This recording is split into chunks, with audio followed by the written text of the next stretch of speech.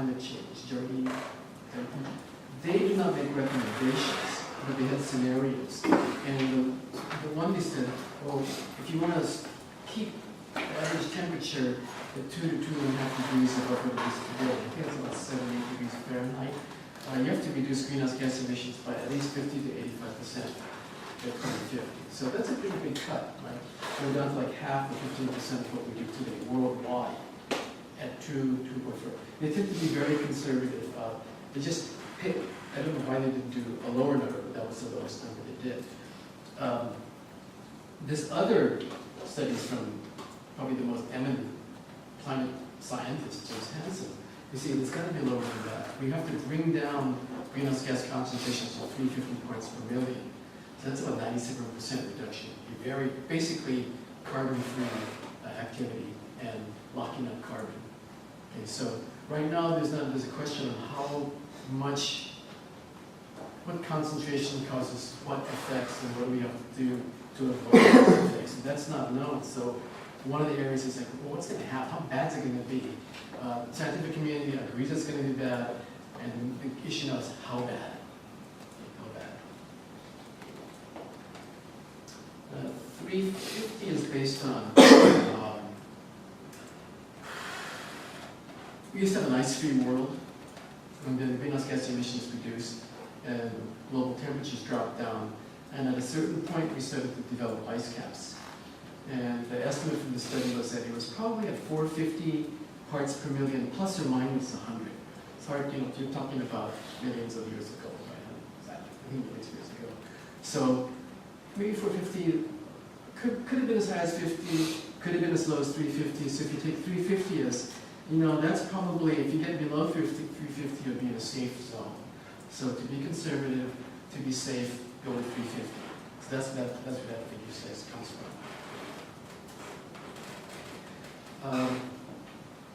Some good news, we could do it with existing technology. There's a lot of new technology, new science being worked on for mitigation. But one thing is that we don't have to wait for those things to be developed and deployed to do it. We could actually do it with what's available today, things that are already available at some scale on a commercial basis. And so other things like solar panels, because there's more and more of those. There's a lot of things like that. Energy efficient cars. Some of them burn a lot of fuel, some of them are very efficient, and now we have electric vehicles. Depends on how they charge, but there's things that are around. If we could do it just with that, if we decided to do that.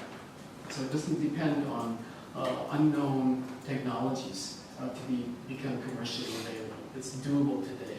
It's not a pie in the sky goal to try and do something like that. It's still hard, but it's not. Doesn't depend on unknown things. A lot of times people will say, well, that's going to cost a lot of money, right? So how do you judge the cost of doing something about climate change? So one is like, what would it cost to do something? It's going to be a cost. And I think the estimates are how would it affect GDP, world domestic product. And the estimates were it could lower GDP by about 2%, or it could actually stimulate it by 1%. So it has an impact, probably some cost, okay, 2% cost. The world military budget is about 5.5%, 6%. So you already spend that much more on weapons. So that's something that we spend money on weapons, but it's not free.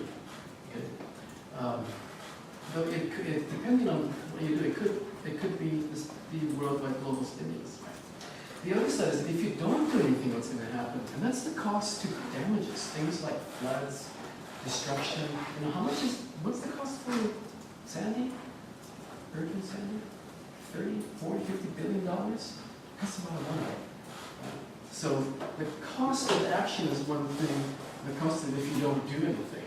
It's kind of like, you know, you've got your argument block, and you say, well, you know, what's it going to cost me? Let me just do it. Fix my part, right? Let's just do it. So a lot of times we hear only this part, it's going to cost a lot of money. And it will. But it's going to cost a lot of money. It's going to cost more to not do anything. I'm going to take the optimistic side and say that there's going to be benefits. Okay? So one, just can help. Just if you shut down coal plants, that reduces greenhouse gas emissions, but it helps human health.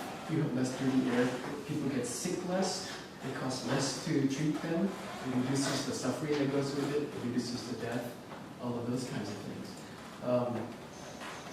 It just helps. So, and just as quality of life it matters, but you can also put a dollar value on that. When you say it's going to cost a lot, that means you have to pay somebody for something. You have to pay them to do some work or to sell you a product. That is anything, you've heard war in business.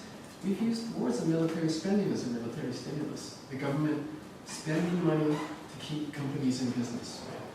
I think it's going to make new businesses and opportunities across the board. We hear most about the science and engineering, the cutting edge, but it's needed in all the areas. Most of them be middle skill jobs, So if you make your home energy efficient, you're basically, those are construction workers. They're switching out the windows, they're putting in insulation, doing a different roof, have gardeners planting things. So it's not something exotic. It's things that take skills, but it's things that we already do. We do more of it. There's people working on the house, and you need people to do the books. You need to do the ordering, the sales, all of that management stuff. So it's people with hammers and nails and carrying things, and people doing the paperwork to manage all of that activity. We know that, for example, just construction is a big sector of the economy, right? So working on this, making houses energy efficient would be lots of jobs, and it's something that people are already doing. The other thing is the idea of green-collar jobs came up. We have a very big poverty problem and a joblessness problem. I think the official poverty rate is probably about 9%, so it's really kind of double, probably 12, 15%. And especially bad for different groups, especially bad for African Americans, Native Americans. Asian Americans' poverty rate's about 50% higher than the white rate in California. So there's groups that are having a harder time with employment.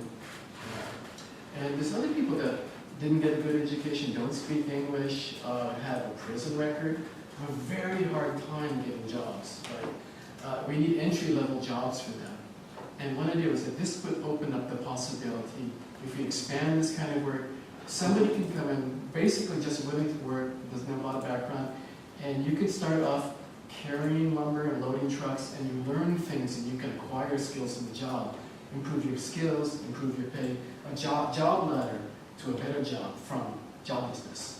So we can address a major standing problem by having something in this way. I also think that that's the next economy.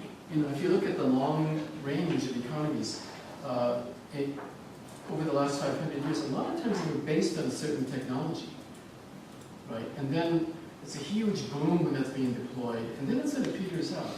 19th century, half U.S. capital investment was in railroads. Half. That was like twice as big as the auto industry was in the middle of the century. Information technology is probably 10 to 15%. Because the railroads were huge, but they're not that huge right now because they're built up. Right? There's investment going in. So once that wave goes out, something else came. The next thing is probably chemicals, new chemistry and electrical stuff. And then we've seen things like computerization. So each wave meant something.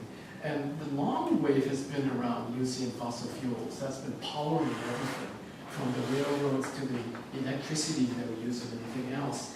And one of the chronic economic problems in the globe may be the petering out of that. One, cost of oil going up. Two, the opportunities for new things are kind of played out. Nobody's investing in coal plants. There's investment in oil because you found new ways. But see, like coal plants, the investment is not there anymore. It's just going to disappear. You hear a lot of noise about it. But what's the next thing? I mean, maybe the next thing would have to be all these, to me, would be the clean and safe energy. That could set off a whole wave of just work, just things for people to do that could be beneficial to the living standards everywhere. So it may solve this other problem that we've been wrestling with. It doesn't seem to be, we're not going to get Detroit back. Those things are not coming back, so what's next, right? Consumer electronics, we get a lot of excitement, but they're kind of toys. They're not as fundamental, cell phone,